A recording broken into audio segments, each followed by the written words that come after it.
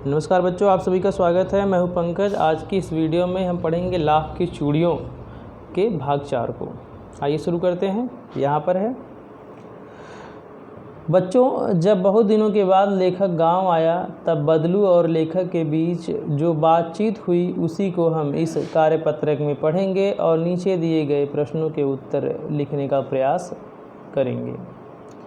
यहाँ पर आपको बता दूँ, ये वीडियो थोड़ी सी लंबी होगी क्योंकि ये काफ़ी बड़ा आज का दिया गया है। 10 मिनट की मान के चलिए आप वीडियो। वैसे कोशिश करूँगा जल्दी कराने की। यहाँ पर क्या, नमस्ते बदलू काका, मैंने कहा, यानी लेखक ने कहा नमस्ते बदलू काका। मैंने कहा, उधर से जवाब आया नमस्ते भैया। उसने मेरी नमस्ते का उत्तर दिया और उठकर खाट पर बैठ गया। यानी वह लेटा हुआ था, काफ़ी बुजुर्ग हो गए हैं और अब काम धंधा नहीं चल रहा है, थोड़ा स्वास्थ्य भी सही नहीं है, तो वो चारपाई पे लेटे हुए थे। तो उन्होंने उठ करके इनकी नमस्ते का उत्तर दिया, परंतु उसने मुझे पहचाना नहीं और देर तक मेरी ओर निहारता रहा, यानी देखता रहा।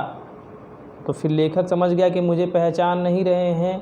तो लेखक कह रहा है कि मैंने कहा मैं हूँ जनार्दन काका, यानी कहा मैं हूँ जनार्दन काका, आपके पास से गोलियाँ बनवा कर ले जाता था। मैंने अपना परिचय दिया। बदलू फिर भी चुप रहा, मानो वह अपने स्मृति पटल यानी यादों, यानी स्मृति पटल याद करना, स्मृति पटल पर अतीत के चित्र उतार रहा हो, यानी पुरानी यादों के चित्र उतार, यानी वह याद करने की कोशिश कर रहा हो, ऐसा लगा। और तब वह एकदम बोल पड़ा, आओ आओ लला बैठो, बहुत दिन के बाद गांव आए।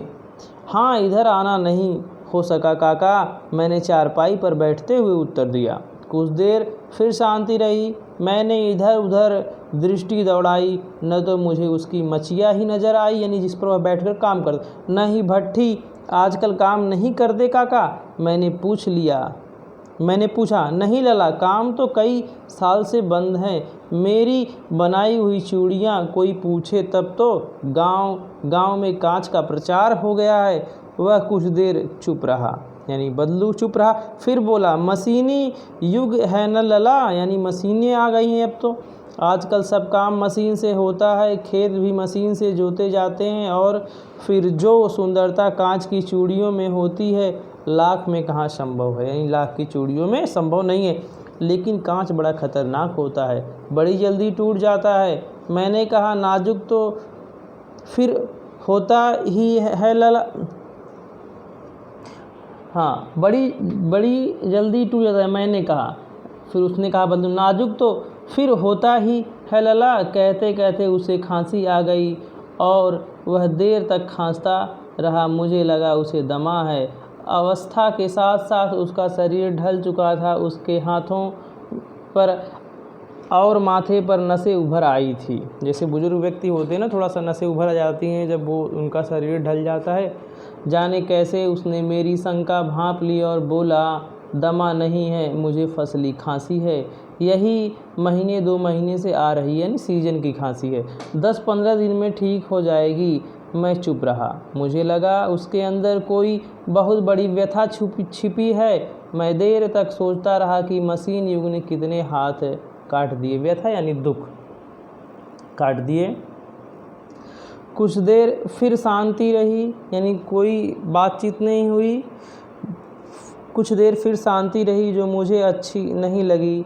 आम की फसल अब कैसी है, यानी बात को बदलते हुए थोड़ा बातचीत करने के लिए, कैसी है काका। कुछ देर पश्चात, यानी बाद में, मैंने बात का विषय बदलते हुए पूछा, अच्छी है लला, बहुत अच्छी है। उसने लहक कर उत्तर दिया और अंदर अपनी बेटी को आवाज़ दी, अरी रज्जो, बेटी का नाम क्या है, रज्जो, लला के लिए आम तो ले आ। फिर मेरी ओर मुखातिब होकर के चेहरा करके होकर बोला, माफ़ करना लला, तुम्हें आम खिलाना भूल गया था। नहीं नहीं काका, आम तो इस साल बहुत खाए हैं। वाह वाह वाह वाह, बिना आम खिलाए कैसे जाने दूंगा तुमको। मैं चुप हो गया। मुझे वे दिन याद हो आए जब वह मेरे लिए मलाई बचा कर रखता था। गाय तो अच्छी है ना काका, मैंने पूछा। गाय कहाँ है लला, 2 साल हुए, बेच दी। कहाँ से खिलाता, यानी उसको कहाँ से खिलाता गाय को। इतने में रज्जो, उसकी बेटी, अंदर से एक डलिया में ढेर ढेर से आम ले आई, यह तो बहुत है काका, इतने कहाँ खा पाऊँगा। मैंने कहा। वाह वाह, वह हंस पड़ा। शहरी ठहरे ना, मैं तुम्हारी उम्र का था तो इसके चौगुने यानी 4 गुना आम एक बखत यानी समय में खा जाता था। आप लोगों की बात और है, मैंने उत्तर दिया। यानी लेखक ने कहा कि आप लोगों की बात और है काका। अच्छा बेटी, लला को 4-5 आम छांट कर दो, सिंदूरी वाले देना।